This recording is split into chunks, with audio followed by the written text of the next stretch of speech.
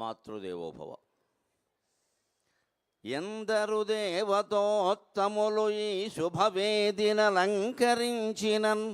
అమ్మా, ఎందరు దేవతోత్తములు ఈ శుభవేదినలంకరించినన్.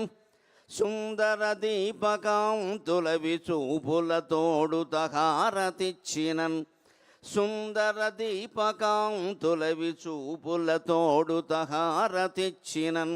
అందరకంటే ముందుగను అమ్మకు మ్రొక్కగా, అందరకంటే ముందుగను మా అమ్మకు మ్రొక్కగా, నా మనంబదే తొందర సేయుచున్నది.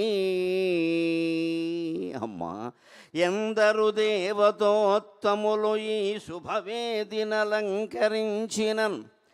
సుందర దీపకాంతుల విచూపులతోడుత, సుందర దీపకాంతుల విచూపులతోడుత హారతిచ్చినన్. అందరకంటే ముందుగానే అమ్మకు మ్రొక్కగా, నా మనంబదే తొందర సేయుచున్నది. ఏదో విడదీయగరాని బంధమై, ఏదో విడదీయగరాని బంధమై. ఎన్ని వేల మందిలోనైనా ధైర్యంగా మాట్లాడగలిగిన మనస్థైర్యాన్ని ఇచ్చిన మా అమ్మకి ముందుగా నమస్కారం చేస్తూ, భక్తి టీవీ వారి ఆధ్వర్యంలో దశాబ్దాలుగా నడుస్తూ ఉన్న దీపోత్సవాలలో తలమానికమైనటువంటి కోటి దీపోత్సవంలో మీరందరూ భాగస్వాములయ్యారు.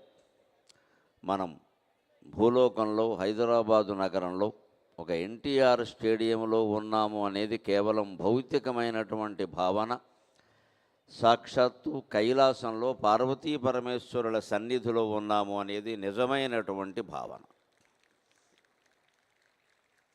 ఆ అవకాశాన్ని మనకి ఇచ్చినటువంటి భక్తి టీవీ యాజమాన్యానికి, చౌదరి గారు దంపతులకి, కార్యకర్తలందరికీ, భక్తి టీవీలో పనిచేసేటువంటి మేనేజర్ల దగ్గర నుంచి మంచినీళ్లు మోసేవారు అందరి వరకు అందరికీ నేను కృతజ్ఞతాపూర్వకంగా నమస్కారం చేస్తున్నాను.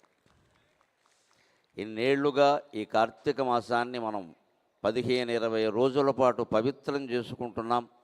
నమశివాయ నామంతో మన జీవితాలన్నింటినీ సంస్కారవంతం చేసుకుంటున్నాము. అంటే వారి కార్యనిర్వహణ దక్షత. మన ఇంటికి మనం తప్పితే నలుగురు అతిథులు వస్తే ఏం చేయాలో తెలియదు. కానీ ఇన్ని వేల మందితో నడుపుతున్న కార్యక్రమంలో ఎక్కడా ఎటువంటి పొరపాటు జరగకుండా నడుస్తుంది. అంటే ఒకటి, మన హృదయాల్లో ఉండేటువంటి భక్తి.